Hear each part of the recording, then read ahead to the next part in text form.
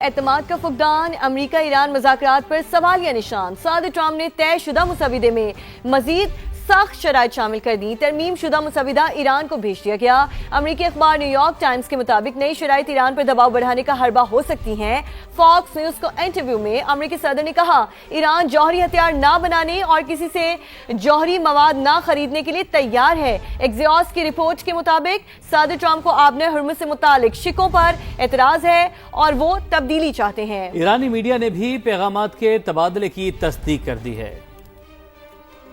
امریکہ ایران مذاکرات میں نیا موڑ، طے شدہ مسودے میں مزید تبدیلیاں، امریکی صدر نے شرائط مزید سخت کر دیں۔ نیو یارک ٹائمز کے مطابق صدر ٹرمپ نے ترمیم شدہ مسودہ ایران کو بھجوا دیا۔ اس سے پہلے آبنائے ہرمز میں آمد و رفت کی بحالی، امریکی ناکہ بندی کا خاتمہ اور ایران کے منجمد اثاثوں میں سے $12 ارب جاری کرنے پر اتفاق ہوا تھا۔ رپورٹ کے مطابق ٹرمپ کی نئی شرائط مذاکراتی عمل کو تیز کرنے اور ایران پر دباؤ بڑھانے کی کوشش ہو سکتی ہیں۔ فاکس نیوز کو انٹرویو میں امریکی صدر نے واضح کیا کہ ایران نے جوہری ہتھیار نہ بنانے اور کسی اور سے جوہری مواد نہ خریدنے پر اتفاق کر لیا ہے۔ انہوں نے کہا ہم وہ حاصل کر رہے ہیں جو ہم چاہتے ہیں، ہماری مرضی کی ڈیل نہ ملی تو معاملہ مختلف طریقے سے ختم کریں گے۔ امریکی نیوز ویب سائٹ ایکزیوس کی رپورٹ کے مطابق صدر ٹرمپ آبنائے ہرمز سے متعلق بعض شقوں میں تبدیلی چاہتے ہیں۔ امریکی عہدیدار نے ایکزیوس کو بتایا ایران کے ساتھ معاہدہ ضرور ہوگا لیکن حتمی وقت طے نہیں ہے۔ ایرانی خبر رساں ایجنسی تسنیم نیوز کے مطابق فریقین کے درمیان پیغامات کا تبادلہ جاری ہے۔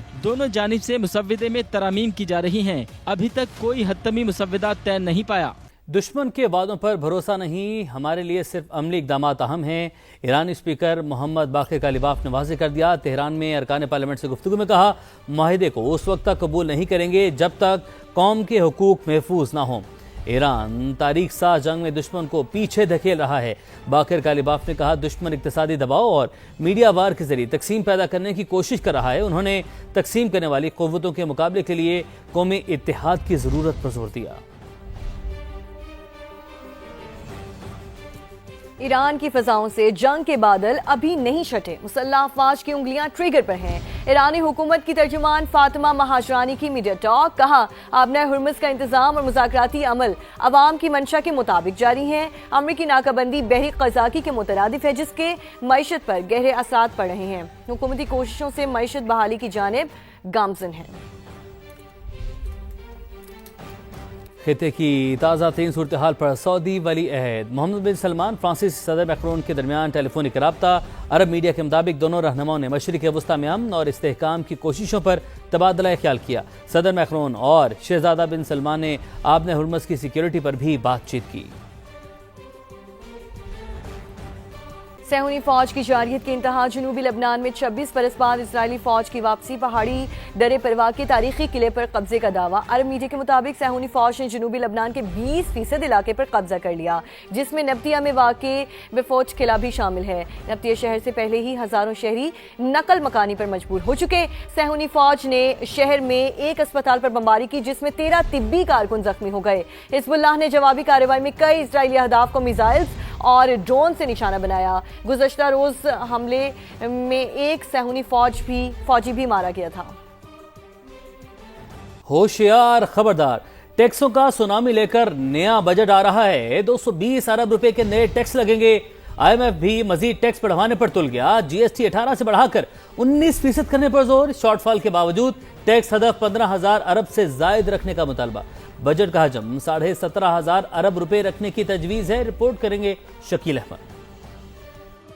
مالی سال 2026-27 کے بجٹ پر پاک آئی ایم ایف مذاکرات کا مشن فائنل راؤنڈ میں داخل۔ بجٹ کا حجم 17,100 ارب روپے سے بڑھا کر لگ بھگ 17,500 ارب روپے رکھنے کی تجویز۔ ذرائع کے مطابق شارٹ فال کے باوجود آئی ایم ایف نے نئے مالی سال ٹیکس ہدف 15,000 ارب روپے سے زائد رکھنے پر زور دیا۔ نئے بجٹ میں 220 ارب روپے کے نئے ٹیکسز لگانے کی بھی تجویز ہے۔ مہنگائی میں اضافے اور عام آدمی کی قوت خرید مزید کم ہونے کے خدشات بڑھ گئے۔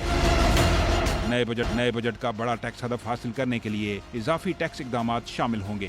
ताजरों के लिए फिक्स टैक्स स्कीम मुतारिफ कराने की तजवीज़। सालाना 20 करोड़ रुपए सेल पर 25,000 रुपए फिक्स टैक्स देना होगा। फिक्स टैक्स देने वाले ताजरों को ऑडिट से इस्तिस्ना मिलने का इम्कान। IMF ने GST की शरह 18 से बढ़ाकर 19% करने पर जोर दिया है, जबकि सुपर टैक्स में 1 से 2% तक कमी मुतवक्के है। नए बजट में तनख्वाहदार तबके के लिए टैक्स स्लैब्स में रद्दबदल की तजवीज़। आखिरी स्लैब का थ्रेश होल्ड बढ़ाकर रिलीफ दिया जा सकता है। हतमी फैसला IMF से मजीद मुशावरत और वफाकी मंजूरी से होगा। IMF का FBR को रवा माली साल के हदफ से मुतल्लिक बड़ा रिलीफ। सालाना टैक्स हदफ दूसरी बार कमी के साथ 13,500 अरब रुपए मुकर्रर कर दिया गया। इससे पहले 14,131 अरब रुपए का असल हदफ कम करके 13,979 अरब किया गया था, जो हासिल नहीं हो सका।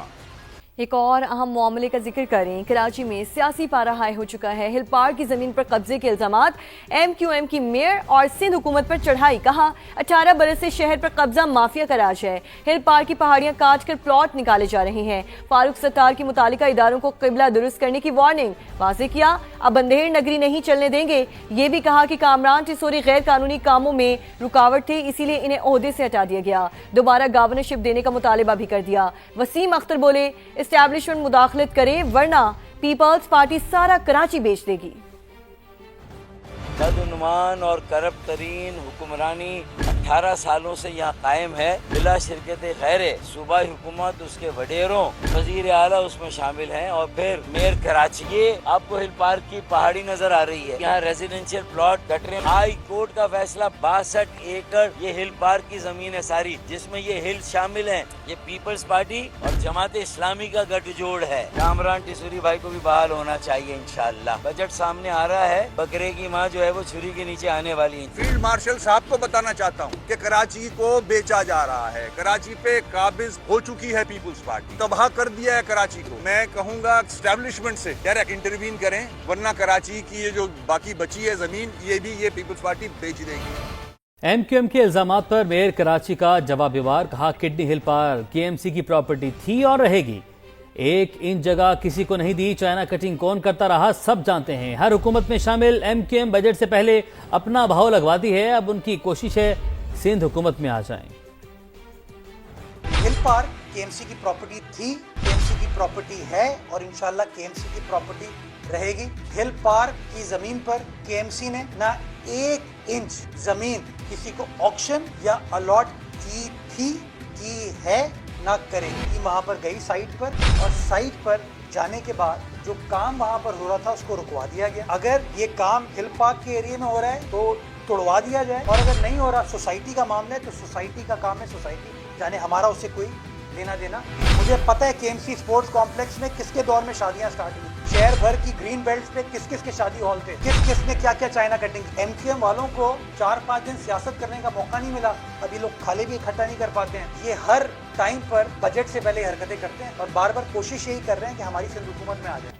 सिंध के सीनियर वज़ीर शर्जील इनाम मेमन ने कहा है कि MQM बेबुनियाद इल्जामात और फरसुदा कहानियों के सहारे अपनी सियासत जिंदा करने की नाकाम कोशिश कर रही है। MQM रहनुमाओं की प्रेस कॉन्फ्रेंस पर रद्द-ए-अमल देते हुए शर्जील मेमन ने कहा MQM की सियासत हमेशा नारों, इल्जामात और बहरान पैदा करने के गिर्द घूमती रही है। किसी भी अवामी मकाम के हवाले से अगर कोई कानूनी या इंतजामी मसला है तो उसका हल अदालतों और मुतालिका इदारों के जरिए होना चाहिए। शर्जील मेमन ने मजीद कहा जो अनासिर मुफादाती सियासत के जरिए शहर के मसाइल बढ़ाते रहे आज खुद को निजात दहिंदा बनाकर पेश कर रहे हैं। कराची किसी एक जमात की जागीर नहीं, तरक्की पर तनकीद असल में सियासी सवाल के एतराफ के मुतरादिफ है।